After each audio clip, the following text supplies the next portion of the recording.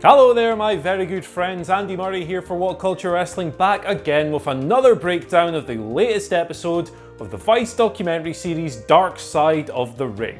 And this week's episode was on what has continually been called one of the worst ideas in wrestling history, the Brawl for All. This was, of course, the 16-man shoot fighting tournament held on WWE television live in 1998, and a colossal train wreck from start to finish, so as you can imagine, there's a lot of stories to tell. Now, as always, a quick little reminder that this video series is based on lesser known information. We already know that loads of wrestlers were injured in the Brawl for All. We know that Vince Russo and Jim Cornette hate each other, and we know that the whole thing effectively ruined Dr. Death Steve Williams' career.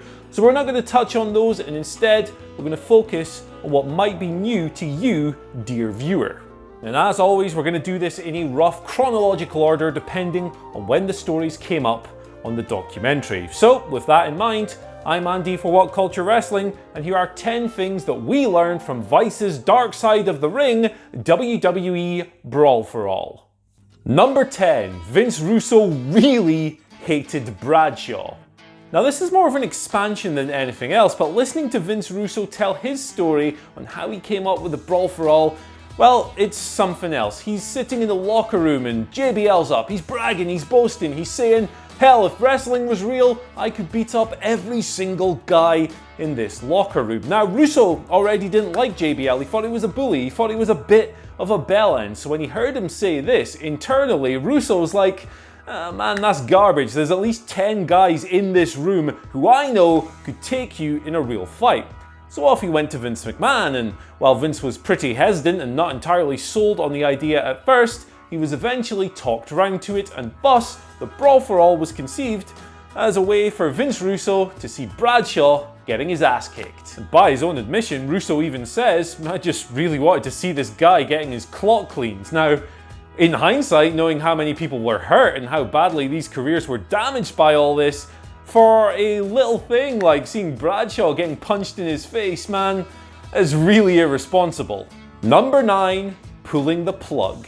At one point in the documentary, it's revealed by Vince Russo that Vince McMahon could have pulled the plug on the Brawl for All at any point. He could have just wiped the whole thing clean, and that option was on the table. Forgotten the whole damn thing ever happened, but he didn't. And the reason he didn't do this was because WWE were looking for original content. They wanted something that could give them the edge in the war on WCW. So, despite the injuries, despite people getting hurt, despite the Godfather ending up in a bloody wheelchair, despite Dan Severn pulling out of the damn thing, they kept on rolling, even though JR admitted to himself that he knew from the very first night it was a train wreck. And he said, Jim Ross said this, keep in mind, the consummate professional, he said that he dreaded having to do it the following week. And yet Vince still kept on rolling. Number 8. Bart Gunn's motivation. So a common theory surrounding the Brawl for All is that it was essentially set up so that Dr. Death Steve Williams could come in, make himself a star with an almighty showing, winning the tournament, and going on to feud with Steve Austin. That obviously didn't happen, which we'll touch on a little bit later. But Bart Gunn, when he found out he was facing Steve Williams in the next round, he got a call from Vince McMahon. And Vince McMahon was like, hey, don't worry about going through, pal. We have all the confidence in the world that you're going to get beat. Now obviously this riled Bart up a little bit, so he said to Vince on the phone, well, what happens if I knock this guy out? He's the office favourite. Am I gonna get any heat from that? And he was essentially laughed at. He was like, oh, you little scamp, you gonna knock out Steve Williams?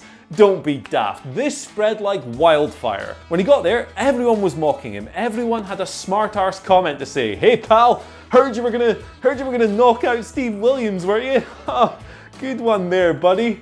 And then it happened. He was so fueled by all this, Bart, he stayed quiet all night, he kept it bottled up, and then he unleashed a brutal knockout on Steve Williams. Now admittedly, Dr. Death did tear his hamstring in it, and yeah, that obviously contributed to the finish, but he still put him to sleep, and he proved everyone wrong. Number 7. JR's embarrassment. Now even before this Dark Side of the Ring episode came out, we've known about the relationship between Jim Ross and Steve Williams. He's continually put over, Williams that is, as JR's boy, and on the documentary Ross even says that he was kind of like a little brother figure to him. But Ross is also deeply embarrassed by the extent to which this has been exaggerated over the years. He said there was no grand conspiracy with him and Williams, there was no covert operations, he was just looking out for the guy, and knowing that, maybe we should just give Ross a break in this whole thing. I mean, it's not his fault what happened to Dr. Death, it's just something that happened. If you want to blame anyone, blame Vince Russo. He came up with the bloody idea. Number 6, the Godfather hated pimps. Alright, let's take a brief comedic break in the episode because Charles Wright, aka the Godfather, was a talking head on this thing and he was awesome. He was really funny. Whether he was telling stories of sparking one up, smoking a Michael Dubenstein before every fight, or whether he was talking about his days managing a nightclub in Las Vegas, when he'd regularly beat up pimps. That's right, the Godfather hated pimps. He used to walk into the bar he managed and say, hey, if there are any pimps sitting at this bar, you've got 5 minutes to get the hell out of here, otherwise I'm gonna knock you out. And then he said he'd just walk up to them, plant a single slap on their face, and down they go. Now, Charles Wright is a real-life badass and an absolute physical monster of a guy. It's just a funny little story. And to think he actually loathed the kind of character he had so much fun playing on TV. Man, this guy was a riot. Can we just get like a 3-hour episode of Vice talking to him? I reckon it'd be a blast. Number 5, the moment that Bart knew he was screwed. So fast forward to the finals of the Brawl for All and Bart Gunn putting Bradshaw to sleep. Now, Bart's reaction to this, according to him on the documentary, was great. He thought he was going to get a big push. He thought he was finally going to be lifted out of the mid-card and into that Steve Austin feud. Now, Jim Ross came up to him shortly afterwards. He sat down and he said, whoa man, really didn't think you could do that. Really didn't think you could put Steve Williams on his ass like that and take him down and win the whole thing. And Bart was like, oh, you know, cool. Jim Ross went on and he explained, but hey man, don't worry about it. There's no hard feelings.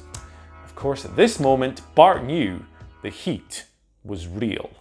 And from there, the story continues. WWE essentially put Bart on the shelf. They had no idea what to do with a wrestler they didn't expect or want to win the Brawl for All. So he sat about. He was at home. Bart, he was getting frustrated. And then he gets the call. And then the Butterbean fight is set up. And let's talk about that for a minute. Number 4, Vince wanted Butterbean to knock Bart out. We get to WrestleMania 15 and Bart Gunn, the Brawl for All winner, is booked opposite professional boxer Butterbean. It was a Brawl for All style match, and of course, Bart, not being a pro boxer, well, he got his block knocked off. Anyway, they interviewed Butterbean on the show, and as part of his conversation, he revealed that as he made his way to the ring, Vince McMahon gave him a cheeky little smile, and he revealed that he'd essentially been brought in to knock Bart out, to teach him a lesson perhaps. Watching it back, man, it's a really ugly knockout. As Butterbean himself says, Bart's head goes all the way round before spinning back, and it got so bad that when he got home, his kids were absolutely disgusted. They were terrified of their own father. They ran up to him and said, Dad, we heard you killed a guy on live television. Now, of course he hadn't, and that was all smoothed out. Watching the knockout, watching what happened really shows the extent of what Vince McMahon wanted to accomplish here. Now, there was also the side of Butterbean being a celebrity and WWE trying to capitalize off that, get some attention, but at the end of the day, it seems very much like he just wanted to punish Bart for beating Steve Williams and winning the Brawl for All. Number 3, Bart almost got a rematch. There's a rather somber moment on this episode of Dark Side of the Ring, not quite like the previous episodes on this series, of course, but they ask him, Bart, man, you've never watched the Butterbean fight back. Why is that? And Bart just kind of, he takes his glasses off, he rubs the temples, he looks really stressed out, and he just straight up says, I don't know if I really want to answer that on camera. But from there, we get to the next stage of his career. He knew his career was done from the very moment, in America that is, from the moment Butterbean knocked him out. So he went to Japan and eventually tried out this MMA thing, which he got into by seeing Butterbean doing it himself in Japan. So gets a fight with a fella, Wesley Cabbage, what a name, that Butterbean had previously faced. And after getting into MMA, Gunn knocks Cabbage, I'm just going to call him Mr. Cabbage, I think his actual surname's Kohea. He beats him, he puts him away in less time than it took Butterbean to put the guy away. So Bart gets to thinking, if if I can finish this guy quicker than Butterbean, maybe in an MMA fight with the right training, maybe I can get my win back. A promoter calls him up, offers him the fight. Cool, great, wonderful. It's on 4 days' notice. Bart obviously says, nah man, I need a full training camp, I need 12 weeks. They disagreed, they couldn't put it together, but after what happened at WrestleMania 15, after that grand career-ruining embarrassment, it's mad to think that the fight almost happened again, albeit in MMA. Number 2, Russo's remorse. It's continually said throughout the episode, and to be fair, most of it comes from Jim Cornette, so you know when Corny's talking about Vince Russo, you gotta take a little pinch of salt here, but it's continually said that Vince Russo, still to this day, has no idea what he did wrong in suggesting the Brawl for All. And to be fair, there's a point in this episode where Russo's watching the footage and he says something like, I gotta be honest bro, as a TV viewer, I'm entertained by this whole thing. That's a terrible accent, but you get the goddamn point. Anyway, we also see him laughing at JBL getting the piss kicked out of him. But then, later on, he does seem to have the realization that this whole thing was a terrible idea. He looks at some of the shots that Bradshaw's taken and he goes, don't really want to see anyone getting hit by that, particularly with what we know now about concussions and head trauma. And he even goes as far as saying that if he knew what he knows today back then, he'd have never suggested it. On top of this, Russo also admits that he should have realized at the time that these guys were way out of their element and that the whole thing should never have happened. And it's a nice moment of self-realization from a guy who, let's be honest, we don't normally associate that with.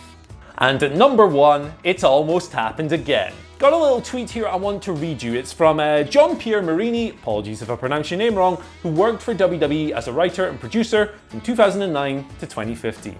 Incredible job with both seasons of Dark Side of the Ring. Funny story. While on creative in either 2009 or 2010, Vince wanted to do another Brawl for All with the guys competing on NXT in its original format. He had to be talked out of it. So after all of this, after all the insurmountable evidence piling up, after this going down as one of the biggest disasters in WWE history, Vince McMahon wanted to do it again 12 years later. And to be fair, there were some pretty tough guys on those seasons of NXT. Wade Barrett, Caval, Daniel Bryan, just to name a few. As we've learned from the Brawl for All, being a pro wrestling tough guy means very little in the world of shoot fighting. Anyway guys, that's it. My take on the latest episode of Vice's Dark Side of the Ring. Not a heavy episode quite like the Chris Benoit or New Jack ones that we covered a couple of weeks ago, but pretty interesting nonetheless. So let's get a conversation going down in the comments section below. After that, you can like, you can share, you can subscribe, you can ring the bell for notifications. Then you can follow us on Twitter at WhatCultureWWE and myself at Andy H. Murray, which is where you can tell me how much I'm going to look like Butterbean in about 10 years. Bye!